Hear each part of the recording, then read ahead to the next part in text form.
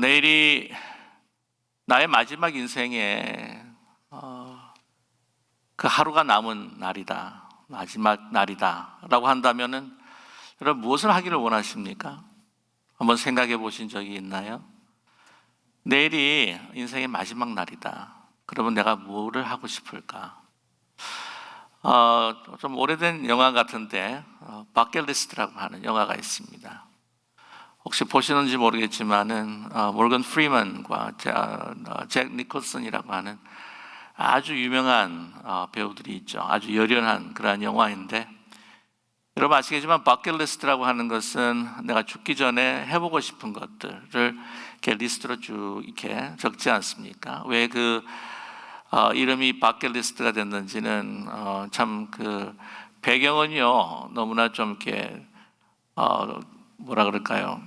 좀 참혹한 그런 배경인데, 여러분 아시겠지만 이 바켓에 올라가지고는 보통 이제 사형수 목을 메고 그걸 차게 되면 이제 죽게 되는데, 근데 아무튼 이 버킷리스트라고 하는 그 영화 가운데서 이 한 사람은 그 잭 니콜슨은 굉장히 부유한 사람이었고, 모건 프리먼은 그냥 메케닉으로서 그렇게 한 소시민으로 좀 가난하게 살아가면서 두 사람이 이제 병으로 인해서 이제 얼마 생이 남지 않았다라고 하는 생각을 갖고 두 사람이 이제 하고 싶은 일들을 이제 쭉 적어서 이제 하나하나 실행해 나가는데, 그러한 그 일들을 같이 하는 가운데서 가지게 되는 어떤 프렌십, 그리고 어떤 휴머니즘을 볼 수 있는 그 영화였습니다.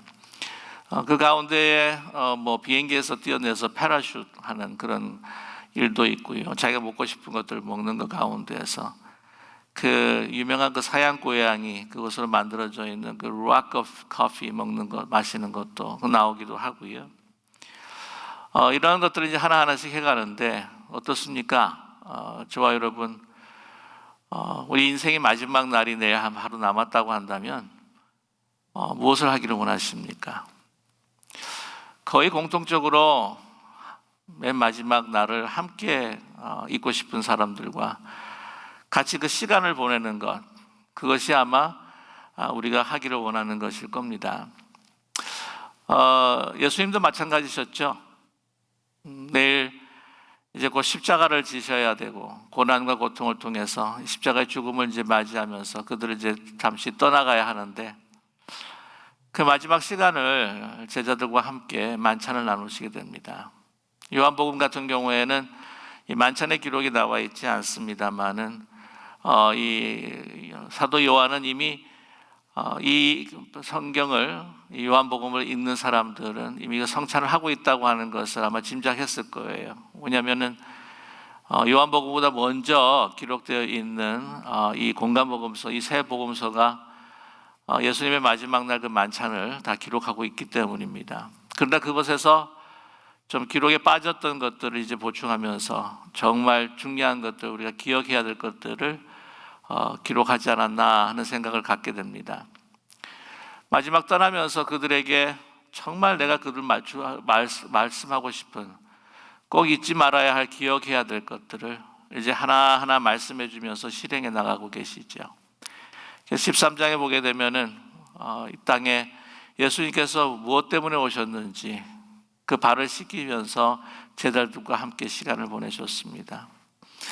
예수님께서 떠나신다는 것에 대해서 놀라고, 또한 그것에 대해서 잘 그 이유를 알지 못하는 제자들에게 그 말씀을 하시면서 내가 고아처럼 너희들을 내버려 두지 않겠다라고 하면서 예수님께서는 14장, 15장, 16장의 말씀을 통해서 위로하시고, 또한 내가 다시 돌아오고 보혜사 성령을 너희에게 다시 주시겠다 그러고, 그래서 그들을 하여금 마음의 평안을 얻고, 또한 그들에게 사명을 다시 재확인하는 그러한 위로의 말씀을 계속해서 주셨죠.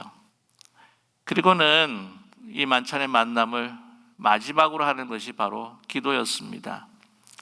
오늘 17장, 그것은 바로 예수님께서 하나님 앞에 드리는 기도였습니다. 우리도 그럴 것 같습니다. 맨 마지막 순간에 눈을 감을 때에 사랑하고 보고 싶은 사람들을, 특별히 우리 자녀들을 모이게 하겠죠. 모이면서 그들에게 함께 지냈던 그런 아름다운 순간들을 나누고, 또한 마지막에는 정말 그들이 나 없이 이 땅을 살아갈 때에 어떻게 살아가야 할 것인지를 꼭 기억하기를 원하는 그 말들을 나누고 난 다음에 그들을 위해서 기도하지 않겠습니까? 손을 꼭 붙들고, 하나님, 이제 저는 주님 곁으로 가지만 이 땅에 있는 내 사랑하는 이들을 하나님께 맡깁니다.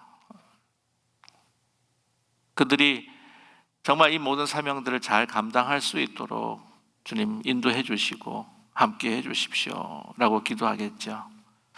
그 기도하기 전에 아마 분명히 이야기했을 겁니다.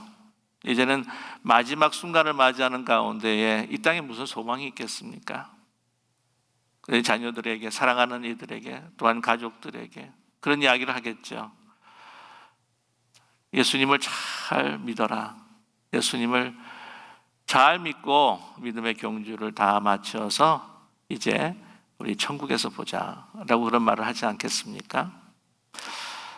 아무튼 오늘 예수님께서 이 모든 이 만찬의 모임의 그 마지막을 기도로 주님 앞에, 하나님 앞에 드리고 있습니다. 이 기도를 소위 대제사장의 기도다라고 그렇게 이야기를 하죠.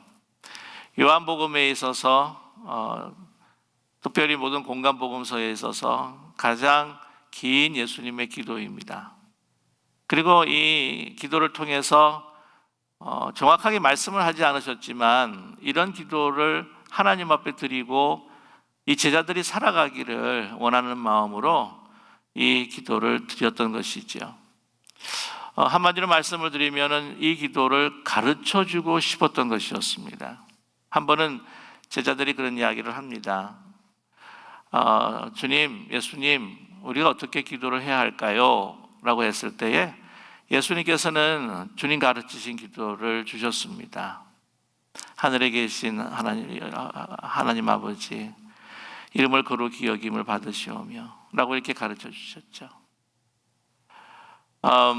오늘 이 대제사장의 그 기도라고 하는 것은 바로 아주 긴 기도이긴 하지만 주님께서 가르쳐 주신 요한복음의 주기도문과 같다라고 그렇게 이야기를 합니다. 그래서 굉장히 역사 가운데 귀중하게 받아들여진 그러한 기도입니다.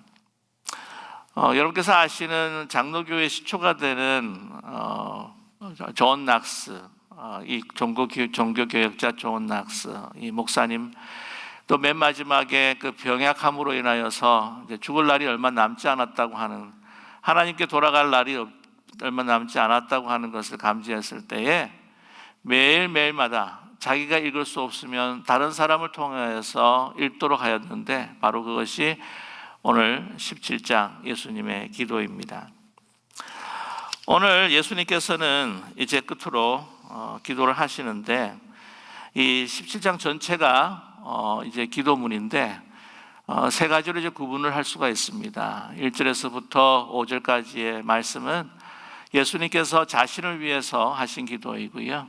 하나님 앞에 드린 기도고, 그 다음에 6절에서부터 19절까지는 이 제자들, 지금 만찬석에 함께하고 있는 남겨둔 이 제자들을 위한 기도였고, 그 다음에 20절부터 26절까지의 그 기도는 이제 이 이후에 있을 그 믿음의 제자들,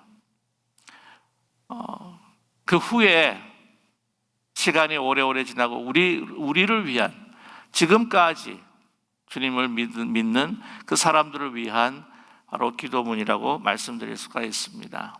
오늘은 예수님께서 자신을 위한 기도문, 그리고 이 제자들을 위한 그 기도문의 좀 부분을 여러분과 함께 같이 나누기를 원합니다. 오늘 말씀을 보시게 되면은 1절에서부터 5절까지 하나님께 자신을 위한 기도이긴 하지만 결국에는 이 기도는 이 제자들을 향한, 제자들을 위한 기도였다고 하는 것을 우리가 알 수가 있습니다. 내가 왜 이 땅에 왔는지, 또한 하나님과의 나의 관계, 또한 하나님과 나와 어떤 그 깊은 사랑의 관계를 통해서 또한 이 땅에서 내가 사역을 했는지, 그 이유는 무엇인지 이 기도를 통해서 제자들이 또한 알기를 원하셨다고 하는 것이죠. 오늘 1절 말씀을 보게 되면 예수께서 이 말씀을 하시고 눈을 들어 하늘을 우러러 이르시되 아버지여 때가 이르렀사오니 아들을 영화롭게 하사 아들로 아버지를 영화롭게 하게 하옵소서라고 기도하고 계십니다. 이 말씀을 하시고 14장과 15장, 16장까지의 말씀, 그들에게 꼭 주고자 하시는 말씀을 하시고 난 다음에 이제 마지막 기도를 하시는 거죠. 눈을 들어 하늘을 우러러, 하늘을 우르셨습니다. 당시 유대 사람들이 기도할 때에 그러한 일반적인 모습이기도 합니다. 눈을 들어 하늘을 보십니다. 기도합니다.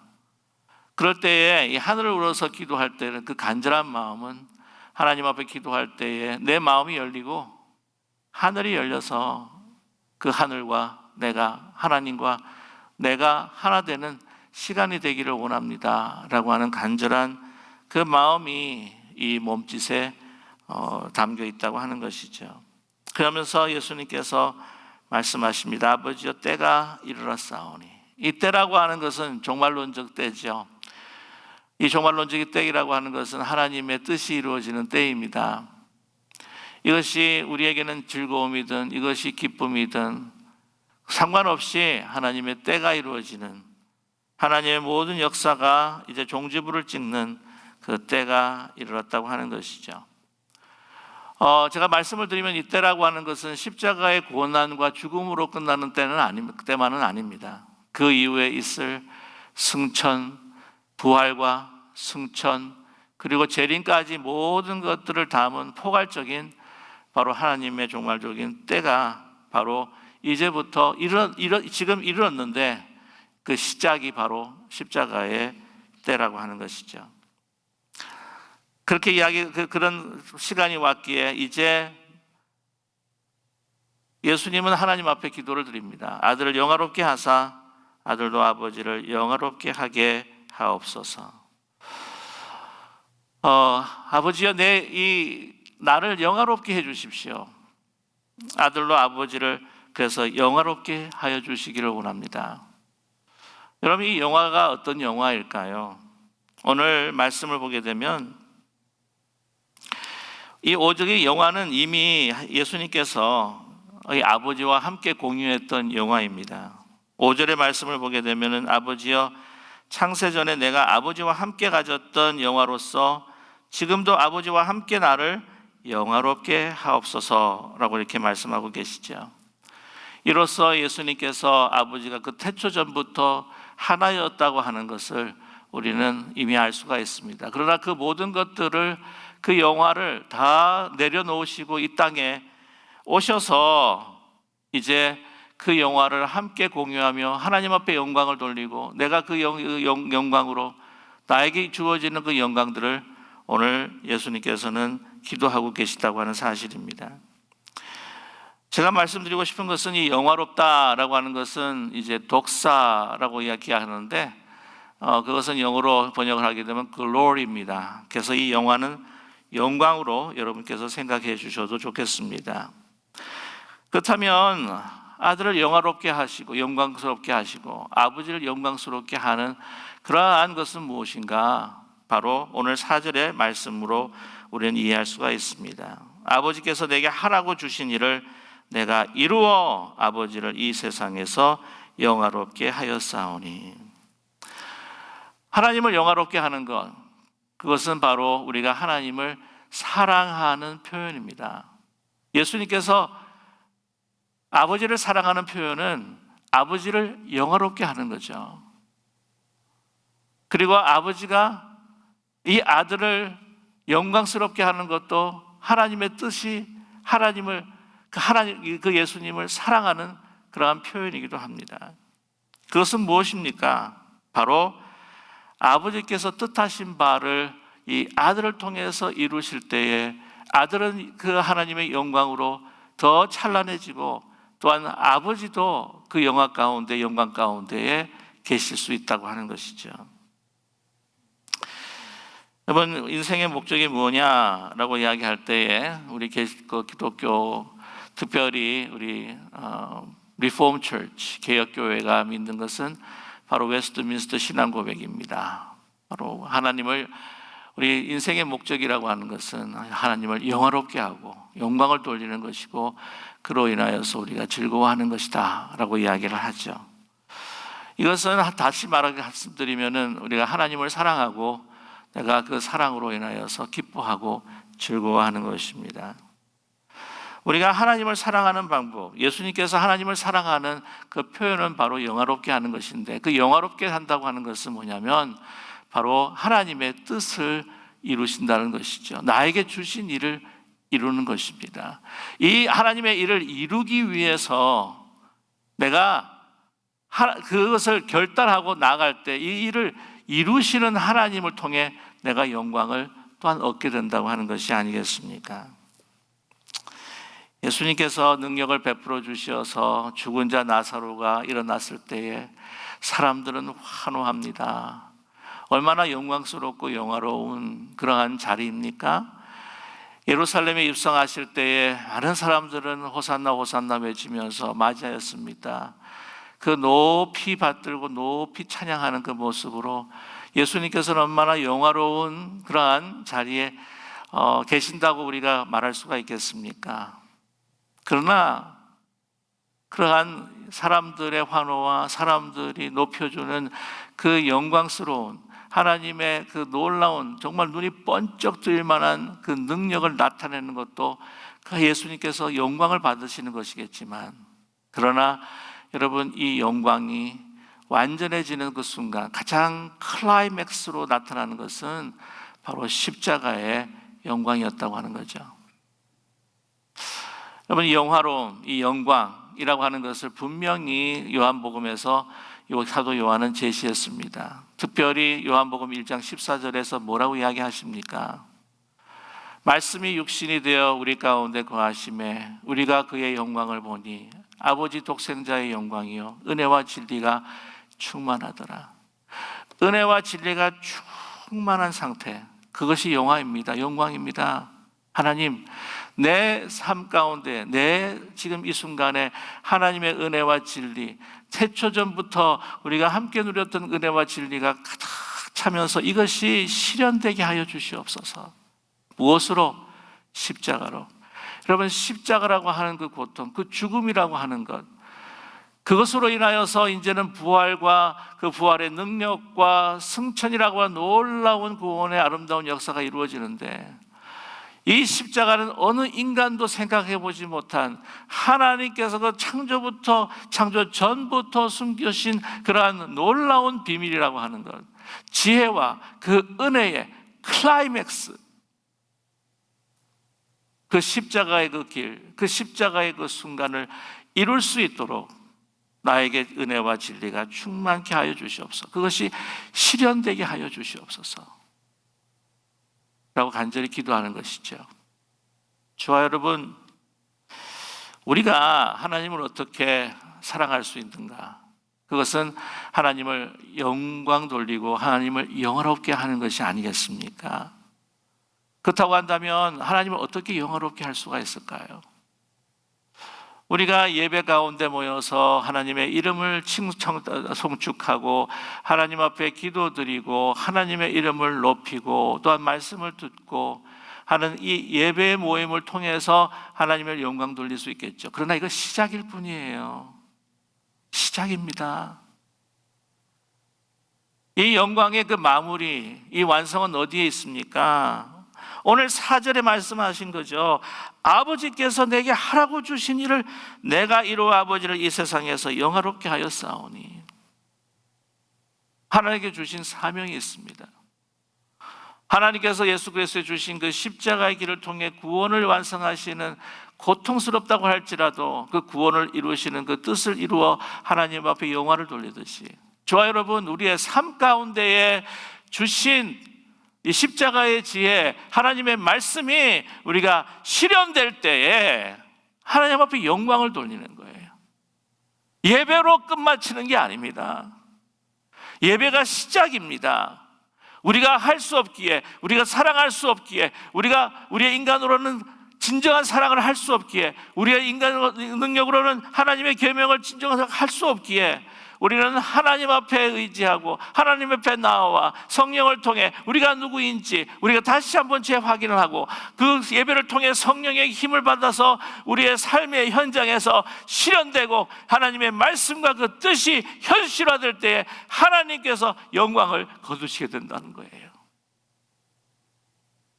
우리는 그냥 자꾸 예배만으로 끝이려고 할 때가 너무나 많습니다. 그렇지 않아요. 1절은요, 정말 대단한 각오의 기도가 아닐 수가 없습니다. 하나님을 영화롭게 하기 위해 이제는 십자가, 그 고통스러운 십자가를 앞에 두고 이제는 결단하는 거예요. 여기에 숨어져 있는 그 의미는, 하나님 내게 힘을 주십시오. 우리가 함께 태초전에 공유했었고 함께 나누었던 그 은혜와 진리가 실현될 수 있도록, 그래서 하나님의 영광이 나에게 이루어질 수 있도록 나를 인도해 주십시오. 저는 그렇게 봅니다. 오늘 이 한 절의 그 말씀, 이 1절의 말씀이 다른 공간복음서에서 나타난 겟세마네 동산에서 예수님께서 마지막 드렸던, 하실 만하거든 이 잔을 내게서 지나가게 하여 주시옵소서. 그럼 내 뜻대로 마옵시고 아버지의 원대로, 아버지의 뜻대로 하여 주시옵소서. 그리고 하나님의, 나를 통해서 하나님 영광을 거두어 주시옵소서. 내가 주님을, 하나님을 영광스럽게 해 주십시오. 그것이 나의 영광의 자리입니다.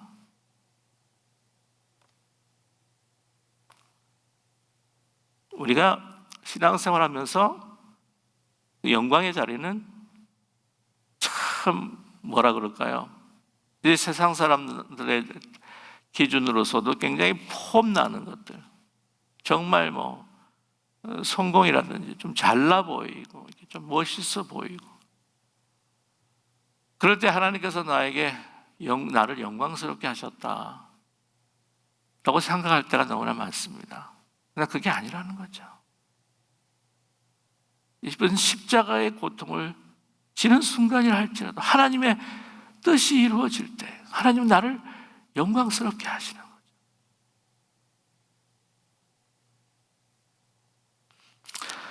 그것이 바로 또 영생이라고 하는 것을 우리에게 또 말씀해 주고 있습니다. 오늘 2절의 말씀에 이 모든 일들의 그 하나님께서 나에게 주신 일은 뭔가? 아버지께서 아들에게 주신 모든 사람에게 영생을 주게 하시려고 만민을 다스리는 권세를 아들에게 주셨음이로소이다. 하나님께서 주신 일이 무엇이었습니까? 모든 사람에게, 아들에게 주신 모든 사람에게 영생을 주게 하시려고 말이죠. 근데 어떻게 하십니까? 만민을 다스리는 권세를 아들에게 주셨다는 거예요. 만민을 다스리는 권세. 여기 보게 되면 만민을 다스린다라고 할 때 우리는 참 이렇게 이 통치권, 이 통치라고 하는 것을 뭔가 이렇게 군림하고 막 다스리고 지배하에 놓고 막 이런 것들이 막 하도 세상에서 이 살다 보고 이 많이 듣다 보니까 그런 막 가치가 그냥 고정되어 버린 것 같아요. 그게 아닌 거죠. 여기 보게 되면은 그 파워라고 하는 헬라 말을 보게 되면 이 파워라는 말을 씁니다. 다른 성경책에 보게 되면은 이제 영어 성경책 보면 authority의 권위라고 하는 단어를 쓰기도 하고, 어떤 다른 번역에서는 power이라고 하는 단어를 쓰죠. 능력이라고 하는 거. 그건 무엇입니까? 예수님께서 본 사랑의 능력, 섬김의 능력, 그것으로 영생을 우리에게 주셨다는 것입니다. 그것이 하나님께서 그에게 맡기신 일이죠. 예수님께 맡기신 일이 아니겠습니까? 그럼 어떤 파워가 정말 진정한 파워일까요? 우리의 생명을 살리는 파워일까요? 우리의 복종을, 마음은 하나도 그렇지 않는데 어쩔 수 없어서 끌어내는 그 힘, 이 세상의 그 권세, 돈의 능력, 이런 것으로 끌어내는 그것이 참된 파워일까요? 아니잖아요. 우리는 이미 십자가를 통해서 세족식과 발씻김을 통하여서 우리는 보았지 않았습니까?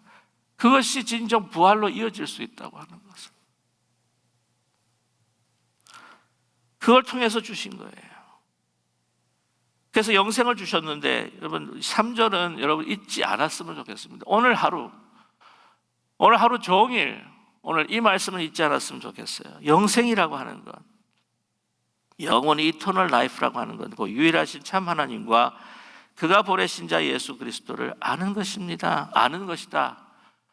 이거는 히브리적 사고 가운데에서 야다라고 하는 말을 이 번역을 하게 되게 되면 이것이 기노스코라고 하는 아는 것인데, 이것은 뭐냐면 그냥 아는 게 아니에요. 정말 하나됨이요, 친밀한 아는 것이요, 교제요. 이 야다라고 하는 것, 기노스코라고 하는 단어 같은 경우에는 하와와 아담이 함께 동침을 했을 때 쓰는 그 야다를 사용하고 있습니다. 기노스코를 사용하고 있는 거죠. 친밀한 관계예요. 보면 저는 이제 그 Four Spiritual Law에 대해서도 뭐 좋게 생각합니다. 그걸로 전도하고 그걸 하고 하나님은 당신을 아름답게 창조하셨습니다. 우리가 죄가 있습니다. 예수님께서 우리 죄를 우리 사해 주셨습니다. 예수님을 그냥 고백하고 기도하면은 구원받습니다. 참 좋아요. 그런데 이거를 그냥 하나의 무슨 기차표 티켓 정도로 생각을 한다고 한다면 그건 좀 무리가 있는 거예요. 무엇입니까? 구원이라고 하는 것은 관계예요. 이게 깊은 관계. 하나님의 그 영광, 하나님의 사랑이 내 안에 거하고 나의 사랑이 내가 하나님의 사랑에 거하고 하는 깊은 그 교제, 그 아는 것이 그냥 아는 것이 아니라 깊은 사랑의 관계로 회복이 되고 그 가운데 있는 것이 뭐라고요? 영생. 영생은 바로 구원을 의미하고 있지 않습니까? 그래서 영생은 곧 유일하신 참 하나님과 그가 보내신 자 예수 그리스도를 아는 것이다. 그것이 참 라이프, 그것이 진짜 영원한 라이프. 이 영원하다고 하는 것이 그냥 시간만 길게 가는 거 아니에요. 이 영원한 시간이 그냥 1000만 년 곱하기 1000만 년 곱하기 1000만 년 곱하기 해가지고 영원한 시간, 영생이 될까요? 아닙니다. 이 영생이라는 시간은요, 아예 다이멘션이 없어져 버리지 않습니까? 시간으로 측정할 수 없는 영생. 그것은 어떤 퀀티티, 양이라기보다는 어떤 퀄리티예요. 그렇기 때문에 영생이라고 하는 것은 그냥 죽어서만 우리가 인조이하고 그다음에 영원히 살고 내가 먹고 싶은 거 먹고 내가 하고 싶은 거 하는 그게 아니라 지금 이 땅에도 하나님을 사랑하고 예수 그리스도를 사랑해서 그 사랑 안에 거하고 그의 말씀을 순종함으로 인하여서 그의 영광이 나의 안에서 충만하고 내가 그 안에서 충만해질 때에 이 땅에서도 영생을 우리가 누리며 살아가는 것이 아닙니까? 주 예수와 동행하니 그 어디나 하늘나라. 그래서 우리 이 땅의 영생이 그냥 우리 죽어서도 그냥 이어지는 것이 영생입니다. 그것이 뭡니까? 하나님과의 깊은 사랑의 관계, 하나님과 대한 깊은 순종의 관계, 하나님의 영광이 내 안에 있고 하나님의 나 영광이 하나님 앞에 들려지는, 오늘 예수님께서 기도하시는 이 모든 그 기도에 그 보여지는 관계가 영생이라니까요.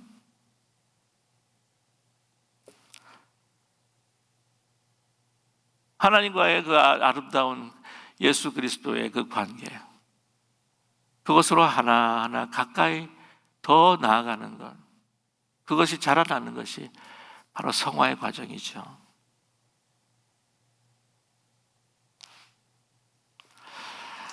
그러면서 예수님께서 말씀하십니다. 이러한 관계가 이 제자들에게도 있게 해주십시오. 자, 11절 말씀 보세요. 나는 세상에 더 있지 아니하오나 그들은 세상에 있사옵고 나는 아버지께로 가옵나니 거룩하신 아버지여, 내게 주신 아버지의 이름으로 그들을 보존하사 우리와 같이 그들도 하나 되게 하옵소서.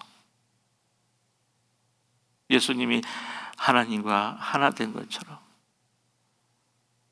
이 제자들이 나와 하나가 되고 하나님과 하나가 되면서 진정한 참 생명이 무엇인지, 영생이 무엇인지, 또한 그 영생을 깊이 체험하고 난 후에 나에게 주셔서 하나님의 뜻을 이룬 것처럼 이들에게도 이 세상에 그 하나님의 뜻이 이루어질 수 있도록 그들을 영화롭게 해주시고, 그들이 주신 그 복음을 가지고 이 사명을 다하는 가운데에 하나님을 영화롭게, 하나님의 은혜와 사랑과 지혜를 나타내고 이름으로 인하여서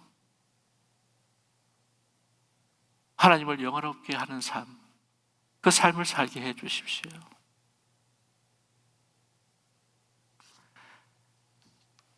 여러분, 말씀을 마무리하기 전에 꼭 말씀을 드리고 싶은 것은 7절에서부터 보시면요, 지금 현재 제자들의 모습과는 별로 관계가 없는 이야기를 하시는 것 같아요.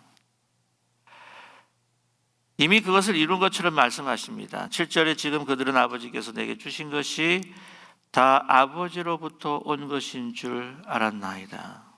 제자들이 다 알았다는 거예요.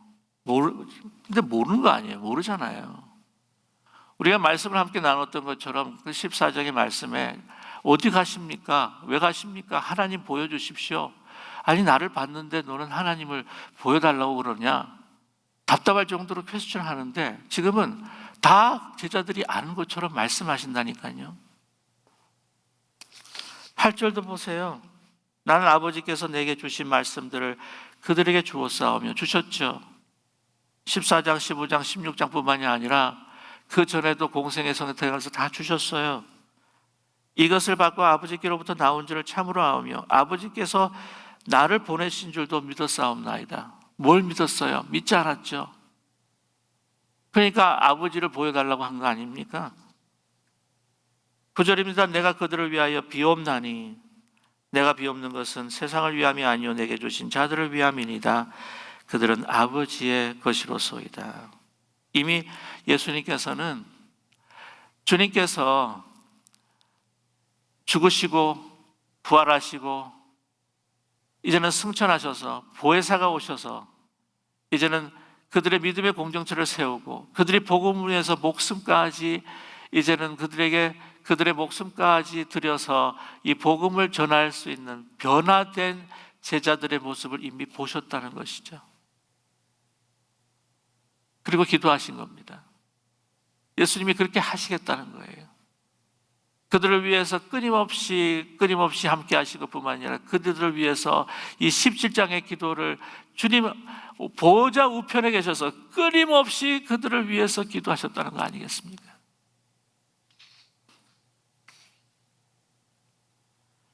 예수님이 승천하신 것에 대한 흥미로운 전승이 하나가 있습니다.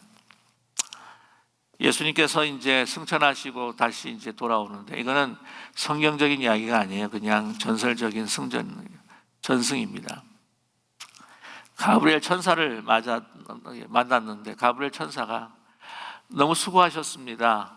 이제 모든 것들을 다 이루셨는데 이 이루신 그 복음들을 이제 이 세상에 이제 전파하는 데 있어서 아니 어떤 계획이 있으십니까? 그랬더니 내가 어부들하고 어떤 세리하고 또 이 사람 저 사람 그냥 이렇게 불러가지고는 이 공동체를 만들었지. 그랬더니 아니 그 사람들 제가 알고 있습니다. 가브리엘이 그렇게 이야기를 하는 거예요.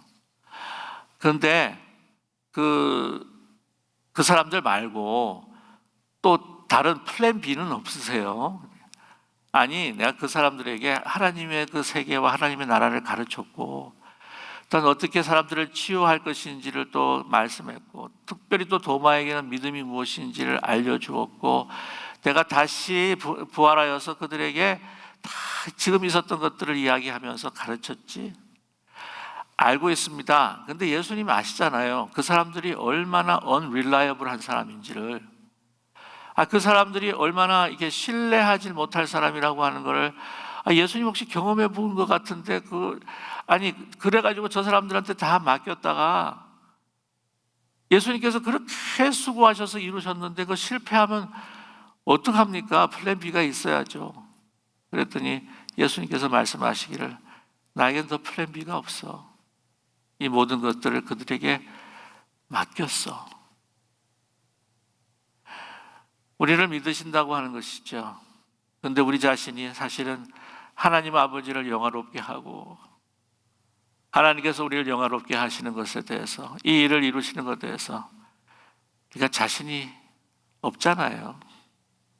그래서 요한복음에 보게 되면, 20장에 보게 되면 제자들도 다 예수님 부활하신 예수님 만났는데 다 고향으로 돌아가지 않습니까? 예수님께서 같이 쫓아가시죠. 그런데 저와 여러분을 통해서 하나님께서 우리를 영화롭게 하시고 우리가 영화롭게 되는 그 길로 주님께서는 우리를 분명히 인도해 주실 줄로 믿습니다. 왜냐고요? 아직도 우리를 위해서 끊임없이 주님께서 기도하고 계시기 때문입니다. 저와 여러분을 위해서, 이 부족한 사람들을 위해서, 오늘 이 말씀을 통해서, 또한 오늘 하루하루 이 말씀을 묵상하는 가운데서 여러분 잊지 말아야 할 것은 이 하나님의 영광을 위해서, 또 그 하나님의 영광으로 인해 하나님의 말씀이 이루어지고 그것이 나에게는 참된 영생이 되고 참된 영화가 될 수 있도록 주님께서 우리를 위해서 끊임없이 기도하고 계시다고 하는 사실을 잊지 않는 저와 여러분 되기를 간절히 소망합니다. 오늘 하나님을 영화롭게 하나님 앞에 영광을 돌리는 삶이 될 수 있도록 저와 여러분, 예수님께서 우리를 위해 기도해 주는 것을, 그 소리를 믿음으로 들으면서 그것이 나에게 고통스럽고 힘든 십자가의 길을 할지라도, 주님과 함께하는 십자가의 길을 할지라도 아버지 나를 영광되게 하여 주시옵소서. 영화롭게 해 주시옵소서. 그것을 통해 참된 주님과의 깊은 하나님 관계를 통해 영생을 누리기를 원합니다. 기도하시는 모두가 되기를 간절히 소망합니다.